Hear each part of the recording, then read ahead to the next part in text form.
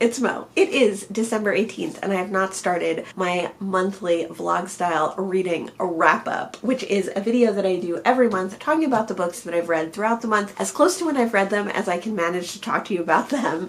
I try to tell you a little bit about the book. I try to talk for only about 5 minutes about each book and let you know what I thought of it, let you know some of the themes, let you know if I liked it, let you know if I think you should read it too. I've only read 6 books so far in December. I started out the month very, very slowly, but I have been picking up steam, so I want to get this first installment out of the way. The first book that I finished in December was The Window at the White Cat by Mary Robert Rineheart. Isn't this an amazing edition? It's so adorable. I just got another Mary Robert Rineheart with a cat on it. This one's great too. These are the 2 with the cats on it. The Window at the White Cat is a mystery, a Golden Age mystery. This one was written in, I have no idea actually, it does not say in this copy. I read this book on audio. I have a couple of different editions of this one because I collect Mary Robert Rinehart's, especially the vintage. The Window at the White Cat is not the most memorable to me. I find that Mary Robert Rinehart's books that are narrated by men are not always my favorites. I much prefer when she has a female lead character and a female narrator for her books. I read The Bat, and that I think was narrated by or voiced, oh here it is, 1910, 1938. So this is one of her early ones, voiced by a male lead character, and this one was as well. I did really enjoy The Man in Cabin 10. Was that it? The Murderer in Cabin 10, The Man in Cabin 10, something like that. Maybe I'm mixing those names up. And that was narrated by a man. I really like that one. That was like high adventure. This one was interesting too. It's about a lawyer. I realized too that this has a list of characters, which is cool. Allan Fleming. A woman comes to his law office, obviously a young, beautiful woman, looking for a man who's gone missing. She says that she's talked to the police. She is not getting any answers and she's very worried about it. Someone told her that this lawyer could help. So our main character lawyer is like, oh, I hope it's not her husband or her lover. And then it turns out that it's like her father or her patron, maybe, like not her father, but her adopted father. And so our lawyer becomes embroiled. You know, he doesn't know what he can do. He's not like that detectively minded or anything like that. But because this woman is so alluring, he decides to help her out. And some things that go on kind of lead him to more clues and more ideas of what's going on. And then of course, as the case goes on, the 2 of them get closer and he like falls in love with her, which is, I don't think a spoiler to say because it's pretty obvious that that's happening right from the beginning. All the amateur detective work that he's doing leads him to the White Cat, and perhaps the Window at the White Cat has something to do with the crime that has been committed. There's quite a large cast of characters in this. There's some like heavies, there's a detective, there's a reporter, there's blah blah blah. And honestly at this point, just a few weeks after I finished it, I don't really remember the resolution of this mystery that much. I remember some of the key elements and I definitely remember the story of our main character and his love interest, and I do remember some of the like exciting moments that happen, but I don't remember like the ins and out of every person, which to me definitely reinforces the idea that this is not my favorite Mary Robert Rineheart, because some of the Mary Robert Rineharts that I've read I love and I can think of and I remember a lot about them, you know, long after I've read them. But I do think that some of, especially her early work, like The Circular Staircase, the mystery isn't the strongest part, but her characters are always strong and her relationships between characters are always strong, and that's always the part that I'm really enamored by, even if I'm not a huge fan of the actual mystery. The next book that I finished in December is Tar Baby by Toni Morrison. This, I've talked about this a ton, but this is the 4th Toni Morrison in publication order and the 4th Toni Morrison that I've read, although I've read 5 of her books because I reread Sula. So Tar Baby is really different than the first 3 books of hers. It's not only different in writing style, although all of Toni Morrison's writing is very lush and very rich, but it's also very different in tone because Toni Morrison, Sula, Song of Solomon all have to do a lot with people in the Black community and people in Black communities that are fairly isolated within themselves. Also, all those 3 books have a lot to do with poverty, but they also a lot have to do with the juxtaposition between poverty and wealth, or between kind of normal baseline poverty and slightly less poverty.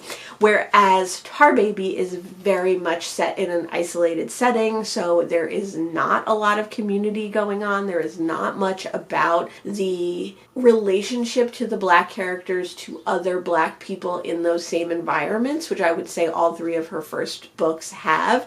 But this one has much more to do with the relationships in the very, very small and isolated community between Black and white people. So Tar Baby is all about a white man and his wife who live on an island in the Caribbean now. He's moved, I think, Boston and Pittsburgh to this small remote island, even smaller and more remote than many Caribbean islands because it's off the coast of another island, when he retired. So he lives there full time. He's like this grumpy old guy. He's pretty rich. He made a lot of money doing what he did, but now he's set in his ways and he's just moved to this island basically to live out the rest of his life. And he doesn't much care who's there with him, except he has brought his 2 Black servants, a married couple who have worked for him for many, many years and who he considers part of the family and they consider to be part of his family. But obviously there is a social imbalance there, and obviously they are treated as servants, and obviously they are not treated as family and not treated as well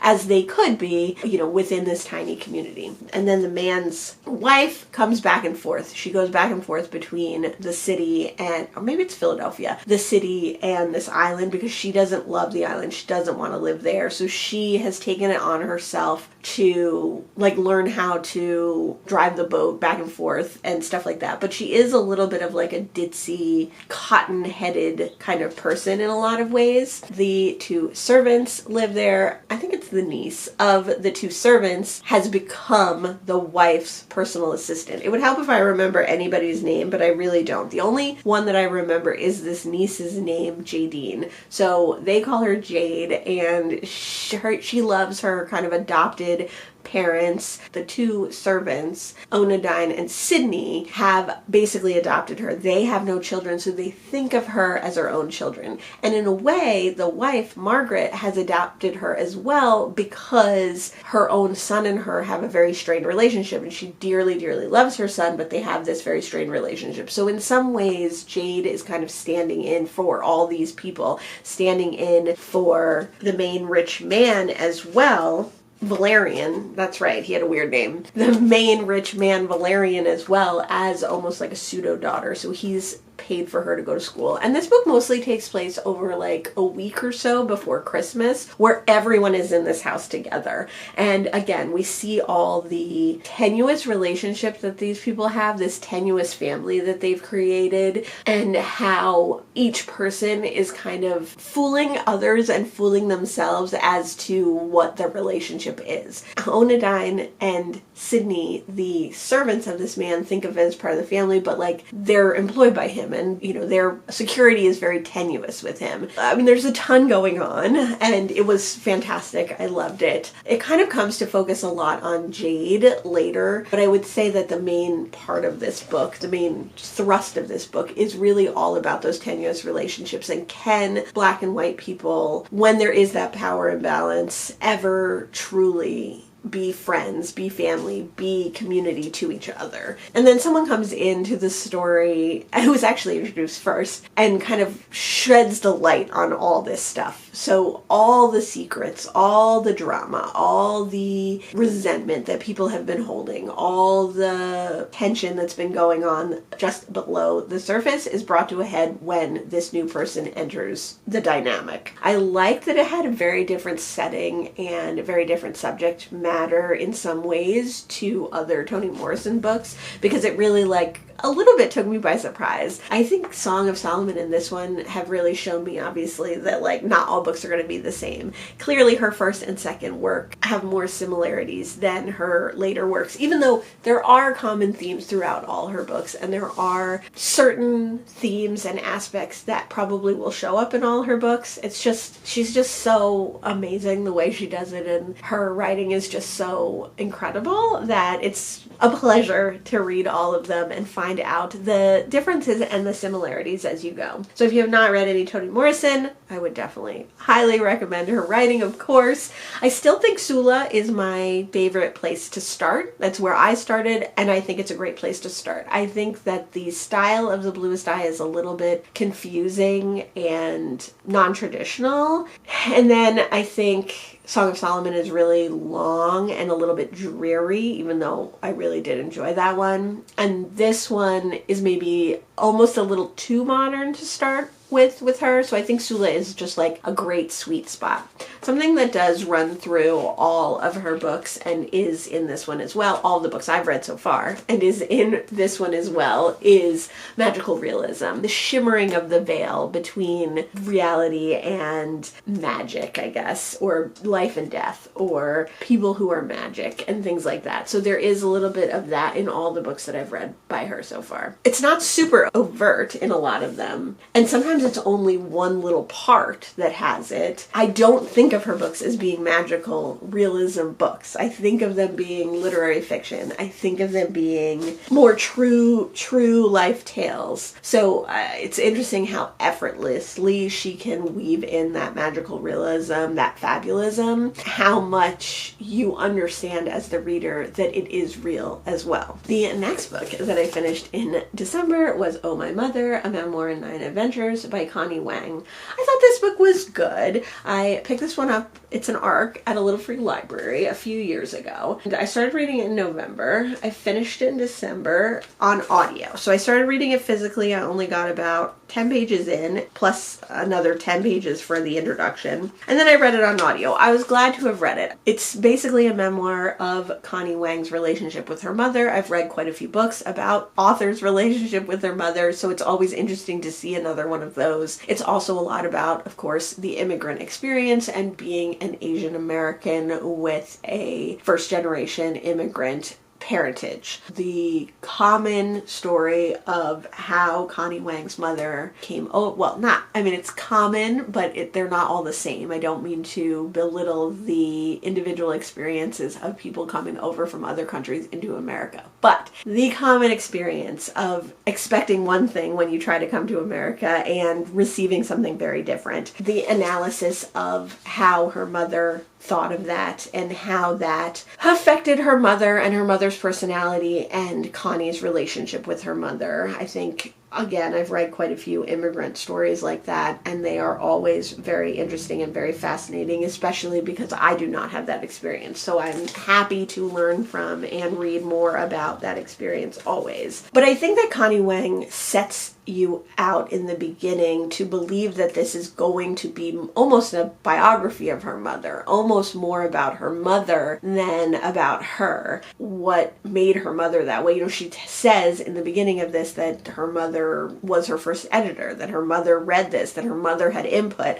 It's really about Connie. It's really more about Connie's feelings on things with some insight into what her mother was thinking. So a lot of these 9 adventures will be Connie's remembrance of what happened, will be her take on what happened, and then interspersed with kind of what she knows now about how her mother felt then, or what the motivations of her mother were for what happened in the story that Connie remembers. It kind of just doesn't work because it's not really a full memoir of Connie, and it's not really a full memoir of her mother, and I think that she lost kind of the overall thesis of it, especially towards the end. She wanted to write about her mother. She wanted to talk about how she thinks of her mother. She wanted to talk about what made her mother the way she was and therefore why their relationship was the way it was. But in the end, she just talked about herself and her getting pregnant and her becoming a mother. And to me, that is a very boring story. I don't like I talked about this last month, but I don't like books about pregnancy. I don't like hearing about pregnancy. I don't identify with motherhood. To a certain extent, yes. If it's in a wider context, yes. Whereas I could read the immigrant experience, the experience of coming over as an immigrant over and over and over again, and there are similarities and there are differences to every story. I find that once it degrades into that motherhood story of like, oh, I couldn't understand what my mother felt until I became a mother. I'm like, yeah, duh. Like, why did you think you could?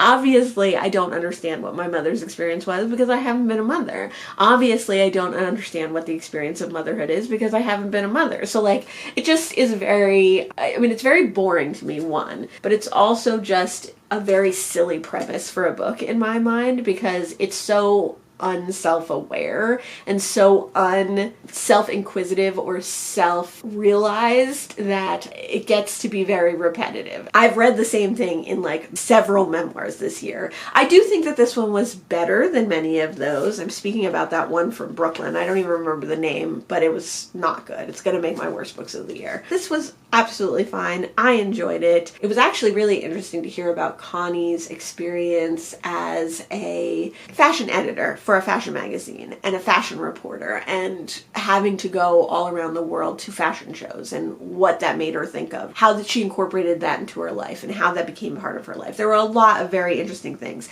and it was interesting to hear the story of Connie's mother. I think it was told in a very removed way, as a reporter might do, which was interesting in that, like, she called her mom by her first name in this book. I doubt she calls her mom by her first name in real life, but in this book she did. So there was a remove, you as the reader, from her mother, and then also of you and Connie to her mother. It was very interesting. So I did enjoy this book. Overall, it wasn't my favorite, and again, I don't think it was a wholly well realized memoir. On the total other hand, the next book that I finished was Time to Be in Earnest, a fragment of an autobiography by P.D. James. And I didn't realize until like halfway through this book, because I couldn't figure out why she decided to write it, that there is a quote in the very beginning of the book, and it says, "At 77, it is time to be in earnest." The quote is by Samuel Johnson. Samuel Johnson. That would be a cool thing for Sam Jackson to have said. Basically, the whole book is based on the idea that P.D. James never wrote a diary, she never journaled, but in her 77th year, starting in 1997, she decides to write this fragment of an autobiography. She decides to diary a year of her life. And she says right away that she's not going to make an entry every single day, but she's going to try and keep up with for a year and see if she likes the idea of journaling and see what keeping a diary is all about. And a lot of things happen in that year, both just in her daily schedule and also in the world. And she also does a really good job of incorporating like her history and her family history, her working history, her experience with her husband who suffered from mental illness after the war, her experience during the war and before the war, her experience as a child, her experience with her children, her advice and experience as a writer, her writing process. She just adds so much to it, and it's very interesting because also right in the beginning she says that any writer who writes a diary expects it to be published,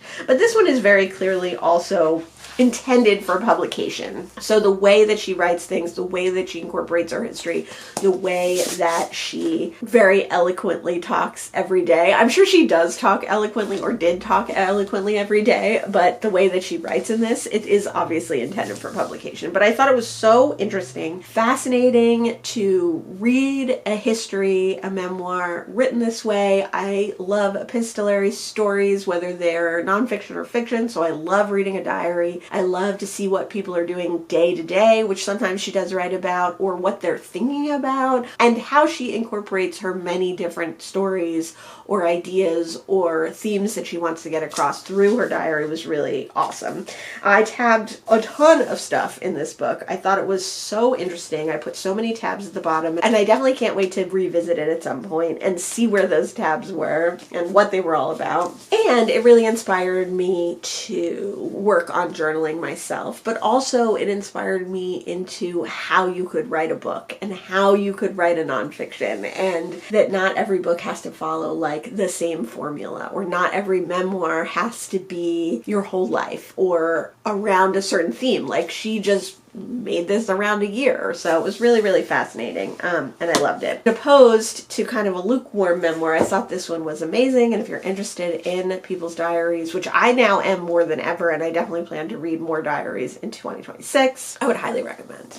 Not to mention, P.D. James is one of my all-time favorite mystery writers. And I loved hearing about her writing process. I loved hearing about her thoughts on her books and how she became a writer. Like, all snippets of all that were in there. But I will say that there also were a couple of spoilers for some of her books. So if you are worried about being spoiled for some of her mysteries, then just be careful going through this. There's one that I haven't read yet that she spoils right at the beginning, but I have to say that it's such a small passage in this book and so many other things stuck out to me that I already can't remember it. So I doubt that she actually really spoiled me for it, but you know, user mileage may differ. The next book that I finished in December was Murder Past Due. This is a Cat in the Stacks mystery by Miranda James. This is the first in a series, and I really enjoyed this cat cozy mystery. I am reading this for a cat cozy mystery vlog, so you will see more of my thoughts there. This one follows Charlie, who is a older middle-aged gentleman living in the South, maybe in Tennessee, Athens, Mississippi. And his wife has passed away. He has 2 children who are grown and moved away. His aunt passed away and left him a house, and he takes in several boarders in this house from the local college. So he works at the local college. He is a librarian and a professor, I guess just in order to make a little bit more money and to not let the house seem as empty. He takes in a couple of boarders each year. So he currently has a young man that a prominent person in the town has asked him to take in. And he also lives with his Maine Coon cat Diesel, and that's his real true best friend and companion. So Charlie and Diesel go to work together. They go all over town together. Diesel wears a little harness. A best-selling author who Charlie went to high school with, or maybe college, comes back to Athens, and he wants Charlie to take on all his work and all his memoir and all his notes to house at the college library as like a bestowment to the college library, because he is a very famous and profitable and well-known author. At the same time that he's telling Charlie about this, Charlie comes to find out that this young man that he has boarding with him is actually the illegitimate son of this author. Another reason for the author wanting to come and see him is because he knows that this boy lives at Charlie's house. And then, of course, Charlie starts to uncover kind of all the secrets that kind of go along with that. And inevitably, the author is murdered. Again, no surprise. It's a cozy mystery. It's very obvious what's going to happen. So Charlie kind of takes it upon himself, both because he knows this author's son and because he knew the author, as well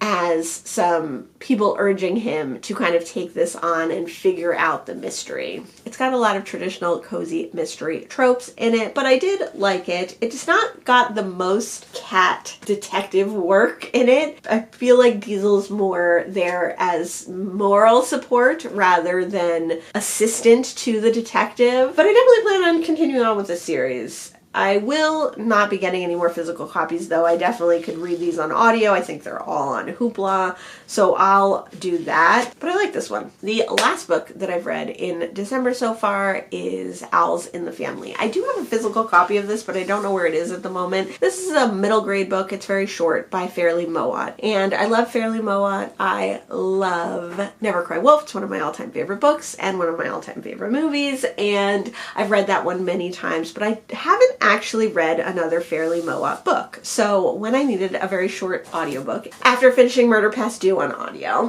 I decided to pick up Owls in the Family. Owls in the Family, probably written in the 50s or 60s, is a kind of traditional middle grade of the time where a young boy decides that he wants a pet owl, and he goes and seeks out these owls, and it's kind of about the boy and his friends and the misadventures that they have trying to find this owl, and then how they do eventually rescue an owl, actually 2 owls at different times, and they become fast friends. So I think there's like a tradition of, well, one, I think a time and a place. Like, This is in the prairies of middle Canada at a time when you lived on a farm or you lived on a big piece of property, people might have had wild animals as pets. So there's gophers, there's snakes, there's bats, there's all these different pets that are kept. And of course, like the mom, doesn't want them kept in the house, so they're kept in the barn. And there's a dog, and there's all these animals that they're constantly like saving or finding or keeping as pets, which I think is a true thing that people really used to do. But I also think it's like kind of a tradition in children's books to highlight this adventure that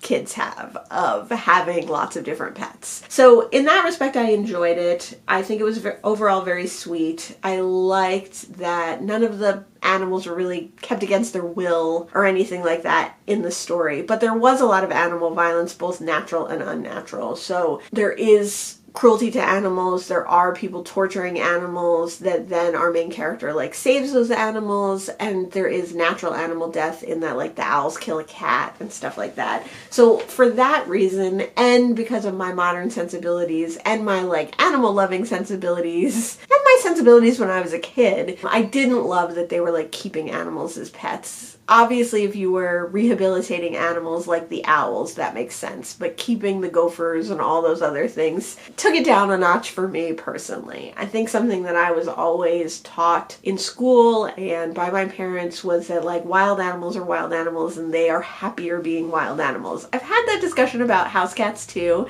especially with my friend Sam. It's a little different with house cats, in my opinion at least. And Chippy is a good example of that because he was a wild cat. One you might have considered was like feral, and now he's the sweetest boy who sleeps in bed every night. Cats are smart. Given the opportunity, they want to sleep in a bed. But I digress. So Owls in the Family, again, it is a good story, tells a good story. I'm super happy that I read it. Reading it on audio was fun, and I'm glad that I got to another Farley Mowat book. This one obviously is very different than his style with his other books, but I have quite a few of his nonfiction, so I definitely plan to read more by him. And I would love to do that soon. So those are the first 6 books that I read in December, and when I read some more, I'll let you know. It is January 1st, and it's time to do my last check-in of 2025 and to talk about the rest of the books that I read in December. I thought I had checked in more often, but I think because I was doing weekly vlogs, I was talking about the book so much that I didn't actually come back in and check in with you, because the last book that I talked about, I believe, was Owls in the Family by Farley Mowat, because I couldn't find my physical copy of this at first. The next book that I finished is Anyone by Nate Klug. This is a collection of poetry, and Nate Klug was a minister, and he served in churches in North Guilford, Connecticut, and Iowa. And I was really surprised by this. I think I just picked this up at a used book sale earlier this year because I like to pick up random books of poetry and try them out. But I really, really enjoyed this one, and that has worked out for me quite a few times this year of just picking up totally random poetry and then really, really enjoying it. I feel like there's a lot of themes of nature in this one, as well as life, like watching life go by. Some god. Nate Klug is a Virgil study. He studies Virgil, and he has done adaptations of Virgil, so there definitely are, in the style of poems in here that have to do with Virgil or after Virgil poems. There are poems from places that I've been before, poems from places that I've never been before. There are religious poems in here, but I thought overall I just really enjoyed the vibe of the poetry. And Nate Klug does this thing where his rhymes and his cadence are like weirdly off, so they're kind of like out of step. So the first part of the poem might rhyme a little, or something internal within the lines will rhyme, not the end of the lines, and then that's like abandoned for the rest of the poem. So I don't know if that's a style that is common, or maybe it's a style that was used like during Virgil's age, and that's how Nate like picked it up. But I really enjoyed it, and you could see that repeating pattern over and over again in a lot of these poems, so it became like a familiar cadence, even though it was almost like an off step or a misstep. Really, really enjoyed this one. Next, I finished China in 10 Words by Hugh Hua. This I read on audio, and this is one of the earliest books that I heard about on BookTube that I decided I really, really wanted to read and added to my want to read list. So I was super happy to find it in a library book sale in December of 2025. I think it was December, maybe it was earlier actually. And this tells the story of China in 10 words, just like it says on the tin. The words are people, leader, writing, Lu Huan, revolution, disparity, crossroads, copycat, and bamboozle. This tells of the author's life in those 10 words too, because it's all about his living through different periods in China's history, from the Cultural Revolution, from the rise of Mao and communism, from all the different time periods that China has gone through in the last 60 or 70 years. This book was written in 2009 or 2010 and then translated into English in 2011 or 2012. So it's really not that old, but some of the concepts that it talks about feel really old, and it made me realize, similar to the memoir of a sexually liberated Russian woman or whatever that book was that I read earlier this year, that I really don't understand the history of China and the different periods that China went through in the last 100 or so years at all. I mean, I don't understand before then either, but like some of this felt like it should have happened hundreds and hundreds of years ago, but it's just through this one man's life. So it really isn't that long ago or really that old. And I felt the same way reading that Russian autobiography or that Russian memoir. Like there were things, time periods that were talked about in both these books. A little bit, they talk to each other because they were alive at some of the same times, and some of the revolutions that were happening interspersed between the different countries and cultures. That is so annoying. It's driving me crazy. I'll fix it in a minute. So it made me think that I really need to read more like actual history about these time periods and about the last 150 years all around the world, as well as in my own country, which is what I usually do. I also thought that it was interesting that it went from the Cultural Revolution, which again seems like it should be hundreds and hundreds of years ago, to something that's very new and very topical with copycat and bamboozle and the idea of the internet and modern day items that we take for granted, but which this person lived through the inception of. So I thought this was really interesting. I will definitely be keeping this one. I will definitely be revisiting it. And similar to the autobiography that I read, I would love to learn more about this history and then come back to this book with a deeper knowledge, with a better understanding of this culture, but also the world at large. I read this book on audio, which was fine. The audio was fine. It's on Hoopla, or it's on my Hoopla, but it didn't have any of the actual Chinese words, and it does even call itself like a budget audiobook or something. It would have been really nice to have had a little bit more Chinese context, and so the words to be spoken in Chinese as well, especially for concepts and words that don't directly translate. I think that would have been really nice in the audiobook. But overall, if you're looking to read this, audio is not a bad way to go. I really enjoyed this one, and like I said, we'll probably read it again. China in 10 Words was translated from the Chinese by Allan H. Barr. Next, another translated work, we have Quicksand by Junichiro Tanizaki. This was translated from the Japanese by Howard Hibbert. This was originally serialized, and I guess Tanizaki is a very famous Japanese writer. He was well loved and well renowned and lived for quite a long time, which I feel like a lot of these Japanese writers that I read like die very young or very early, are prolific, but either commit suicide or die in a bad way or just die from sickness or unhealth. Tanizaki did live quite a while. Like I said, this was serialized. I think that's important because each chapter of this book doesn't necessarily flow perfectly well into the next chapter, and a lot of it is very sensational, a lot of it is very dramatic, a lot of it is very over the top, overwrought in its story, and I guess in the way that it's told. There's a lot of dialogue in this book too, which I think, probably was great for serialized readers. They probably really enjoyed that. And it is about a woman who's coming to the author, coming to the writer, and telling him her story. They obviously know each other. She's a widow. She's telling her story about how she met her husband and how she had been having affairs because her and her husband really weren't a good match. Once an affair ended, she kind of decided she was going to go to school and do some artwork in a local nearby school, and her husband, who mostly appreciated her and kind of not doted on her, but lived a easy and copacetic life with her, encouraged her to do so. She gets to the school and she starts to immediately form a crush on one of the other students, and she works this student into a painting she's doing, and then a scandal comes out that she and this other student are having an affair. And of course, because they're both women, this is like totally a huge scandal and ridiculous. But through this scandal, our main character ends up meeting this young woman and they start having a relationship. So it's an interesting book because it tells a lot about our main character's love for this woman and how their relationship went. But like I said, it's very sensational. So a lot of drama happens, a lot of sensational aspects, like people losing their clothes and the rumor and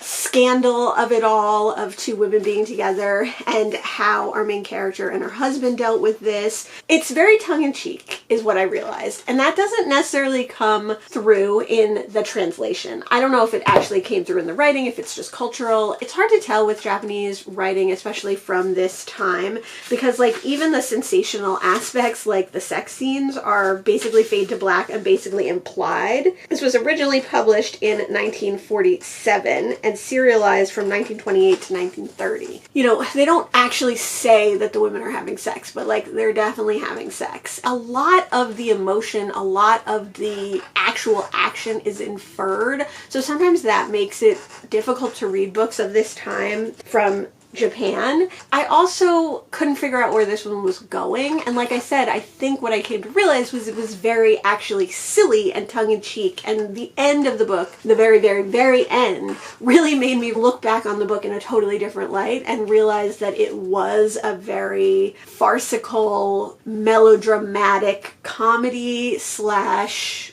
drama, which changed my whole opinion on the book. I didn't love reading this book. I had a really hard time getting through it. It took me a really long time. I liked aspects of it, and I loved learning more about the Japanese culture and hearing descriptions of the different restaurants and houses and places that they went, but like overall, I thought it was a little bit of a slog to get through. Like I said, after reading that last part, I think about revisiting this book and looking at it from a more accurate lens. Like, I think this would be a good one to read on audio and hear done in a production that made it more clear what was going on. The next book that I finished in December was Continuing the Good Life by Scott and Helen Nearing. This is a bind-up of the two books by Scott and Helen Nearing. It says Scott and Helen Nearing, 60 Years of Self-Sufficient Living. Scott and Helen Nearing wrote Living the Good Life, which is the first of these two books, which I read a few years ago, about them leaving New York, leaving their normal lives, doing normal things in New York City and surrounding areas to live on their own and be self-sufficient and really remove themselves from societal norms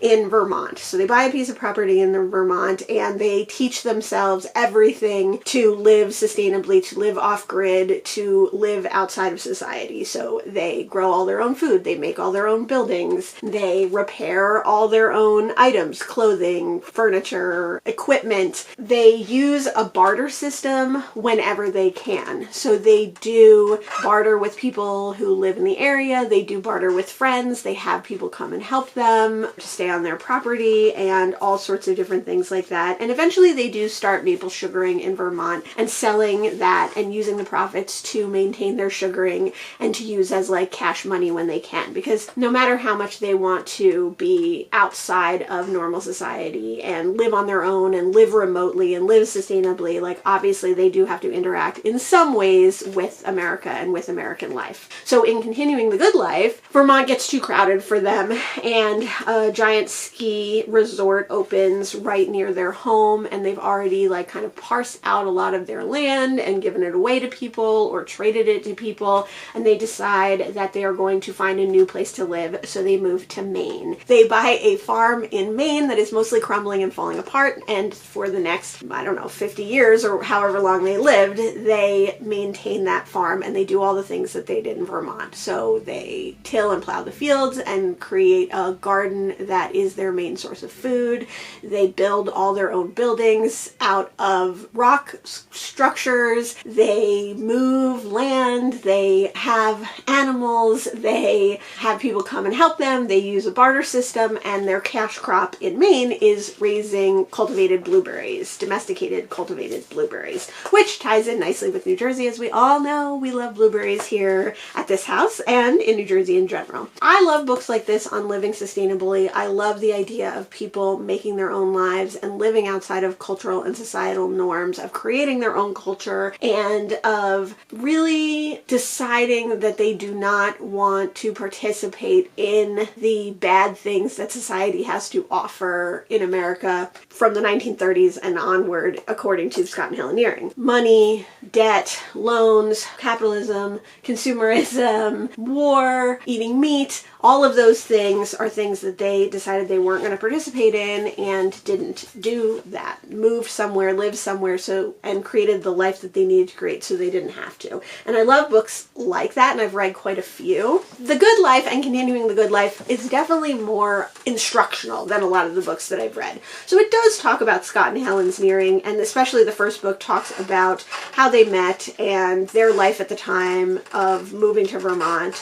But it definitely also has like very instructional sections of like how to make a stone house, how to build an outhouse, how to plant your garden, which is cool and interesting. And because it's broken up into different chapters, in Continuing the Good Life, we have homesteading and productive avocation, we have building soil with compost, wood for fuel, remodeling old wooden buildings, don't, and other chapters that keep it light and entertaining. It definitely is instructive in many ways. And then there are pictures in both these books that kind of break it up a little, which is also nice. And there also, in both the books, are quotes that they have found from other homesteading books, from other texts that they've read, from other instructional manuals of how to live a sustainable life. So I definitely have made a long list of books from the books that they quoted that I would also like to read.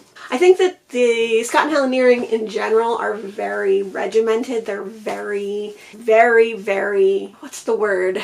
Strict in what they want and what they're doing and their behaviors. They get up at the same time every day. They go for the same exercise every morning. They eat the same breakfast every day at 9 o'clock. They eat the same thing every lunch at 12 o'clock. So it's very, very parsed out, very regimented, very compartmentalized in a lot of ways, which I don't think is necessarily a super accessible way to live. So I don't think these are, even though they're instructional, are necessarily manuals for how just anyone could do this thing. But I think there's so much inspiration to be taken, so much information to be learned, so much to be educated from these books that I think it's definitely worth reading. Extremely, extremely inspirational and sparks creativity, sparks the idea of how you could, makes you look at your own life and think about how you might make minor changes, not huge sweeping changes like moving to Vermont and making all your own houses out of rocks, because that's not really realistic for the lifestyle at the moment, but little changes that you could do or things that you see in your life. And I think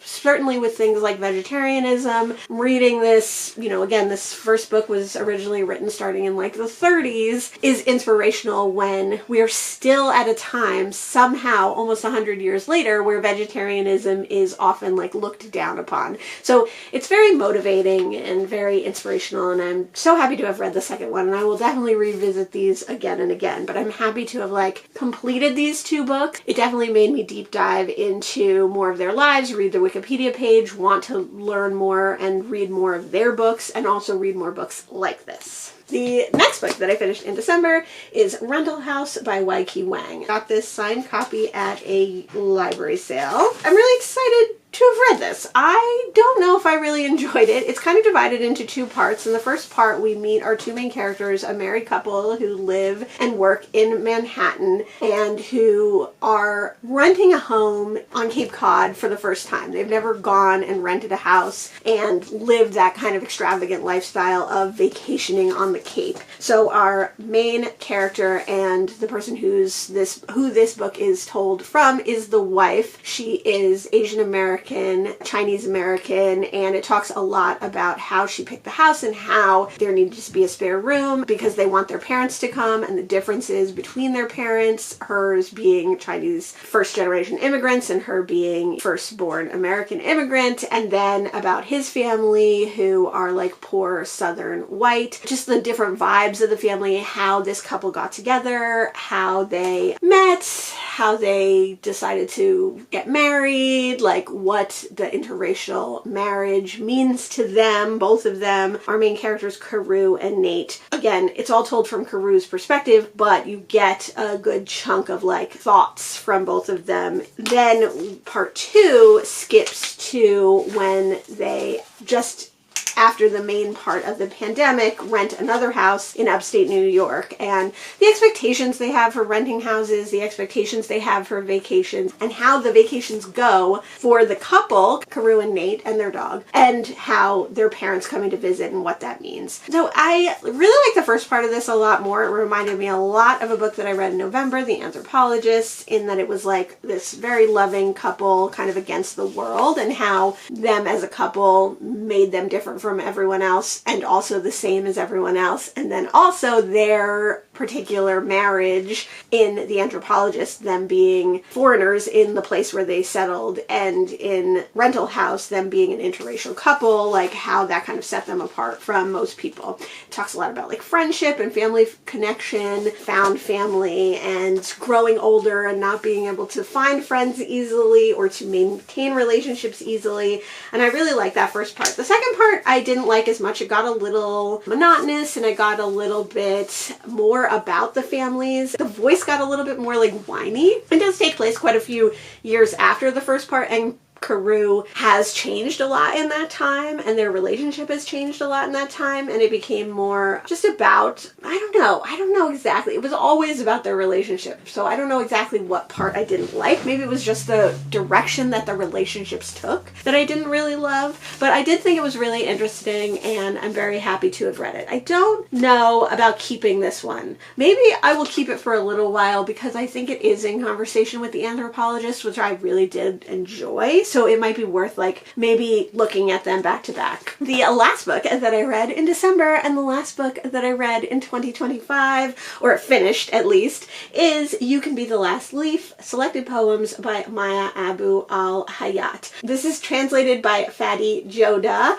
and this is a collection of poetry by Maya. It deals a lot with being a woman and being an immigrant and living in a war-torn place. Maya is Palestinian, lives in Jerusalem, and works in Ramallah. So it definitely has a lot to do with racism, Palestinian perspective, culture, but it has a lot to do with being a woman and living in a society where women are both revered and put upon, I guess. It has a lot to do with like love and childhood and rearing children. I honestly did not love this collection. I just didn't connect with the poetry. I'm very glad to have read it, but I didn't connect with the poetry. I think my favorite section was section 1, which is from the Book of Fear 2021, and then each section is progressively older. So the next section is from 2016,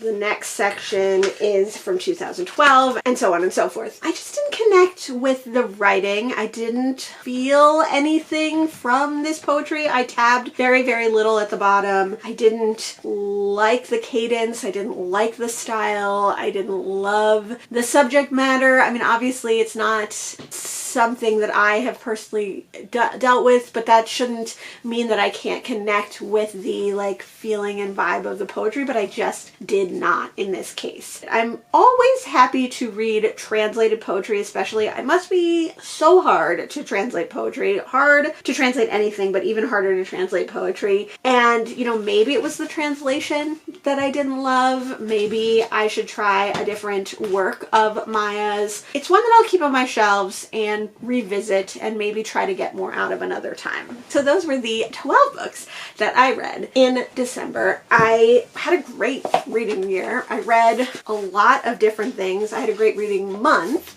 I'm glad to have read quite a bit of translated work in December. I'm glad to have read books that were on my shelf that were hard to get to. I'm glad, oh, here's another translated work. I'm glad to have read 2 of the oldest books on my TBR, and so much more. I read Cozy Mystery. I read Mary Roberts Rineheart. I didn't read a lot for the reading events that I thought I would read for. I thought I was going to read a lot for the Savage Prompts. I did read some for that. I thought I was going to read a lot for the Buzzword Readathon. I did read some for that. I thought I was going to read a lot for Cloak and Dagger Christmas. I did read some for that. So I did read some for everything, but not a lot of anything. That's okay, because it was, like I said, a fantastic reading month. So I look forward to all my reading in 2026. I can't wait to get started. I'm currently reading quite a few good books. I hope you're reading something good. Let me know how the last month of reading in 2025 went for you. Let me know if you've read any of the things that I mentioned here and what you thought of them. Thanks so much for joining me today, and I'll see you in the next one. Bye!